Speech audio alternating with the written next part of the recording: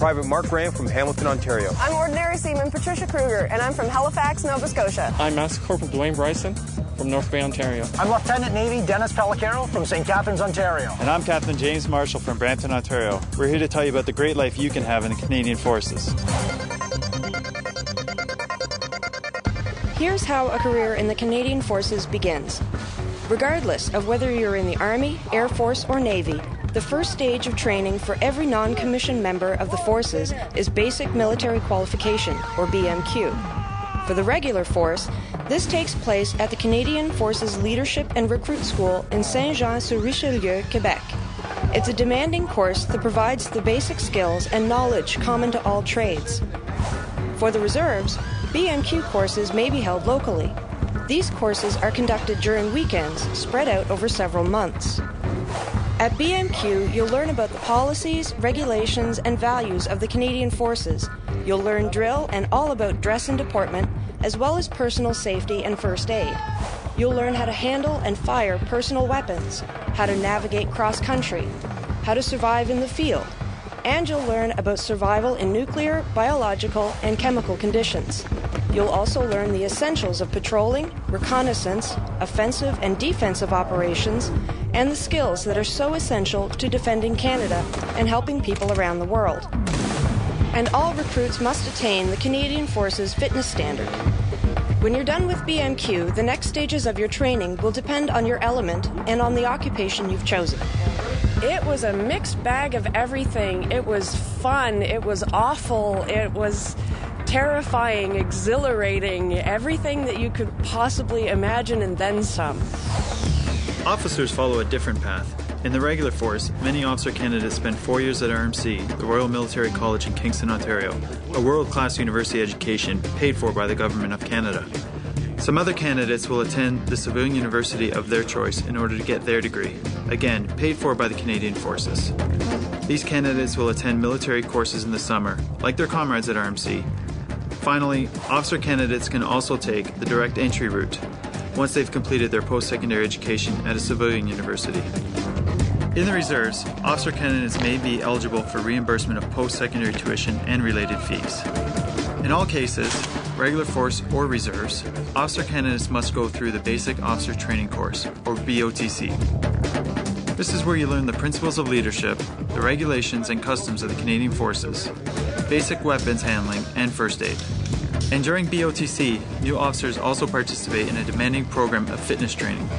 Even at RMC, you go through from when you're in first year, you're basically nothing and you just do what everyone tells you to, until finally in fourth year when you slowly work your way up the ladder and you're in charge of the first years and putting them through recruit training. And so there's a big change there from going from nothing to leaving the RMC with a commission and as a leader. Once you've completed BOTC, the next stages of your training as an officer will depend on your element and on the specific occupation you've chosen. And if necessary, you'll also be sent for second language training.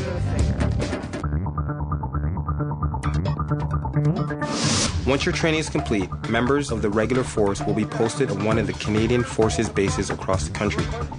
If you are a member of the reserves, you will return to your home unit. At work, you'll wear your uniform at all times. But at home, your dress and your lifestyle will be the same as most Canadian civilians. Many members of the Canadian Forces who are single choose to reside on base in barracks like these. The rent is reasonable and meals are offered at the base kitchen, again at a reasonable cost. Being here on base is far more convenient than living off base. I'm a 5-minute walk from work, which means a 5-minute walk home, and all my stuff is here, laundry's free.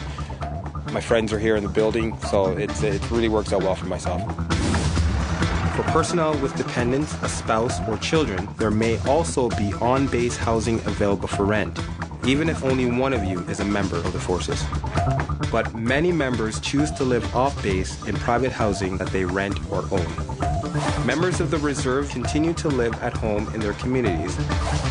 Whether you live on base or off, you'll find schools, hospitals, sports and recreation facilities, family resource and community centers, and other community organizations that enhance the quality of military life for both single people as well as families.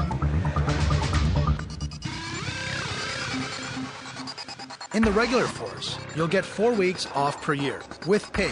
right from the start. And after 5 years, that goes up to 5 weeks of paid holidays.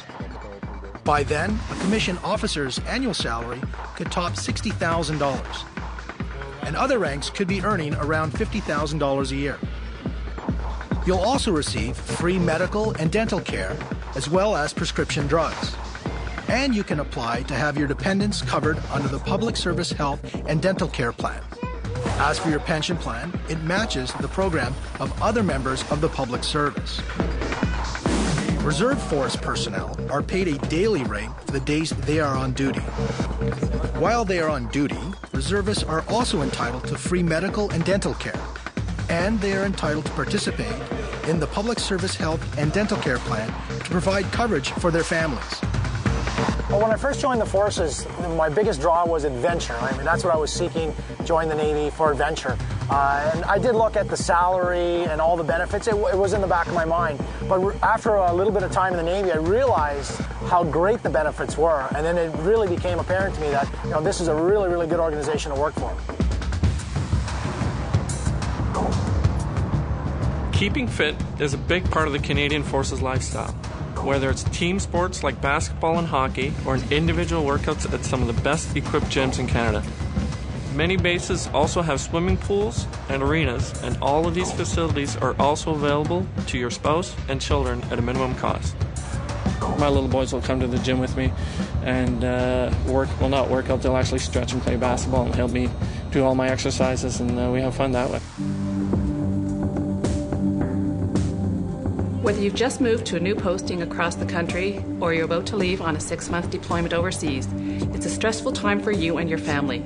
No matter what you or your family need help with, information and assistance is available through the Military Family Resource Centre, located on every Canadian base. You'll find trained professionals and dedicated volunteers to help you with counselling and referrals, even employment assistance for your spouse. They're always open and happy to answer any of your questions. A lot of people are intimidated by moving to a new community and having to leave their job and their families and friends, but the Military Family Resource Centre is like a family in itself. You may have more specific questions about enrolling as a member of the Canadian Forces. Please feel free to ask any of the Forces personnel at the recruiting centre. Whatever choice you make, rest assured that you will be joining a team that has already welcomed many of Canada's finest and most successful young people. The men and women of the Canadian Forces have demonstrated time and again that they will rise to any challenge. Why not make it your challenge too? It's a career and a way of life that's hard to beat.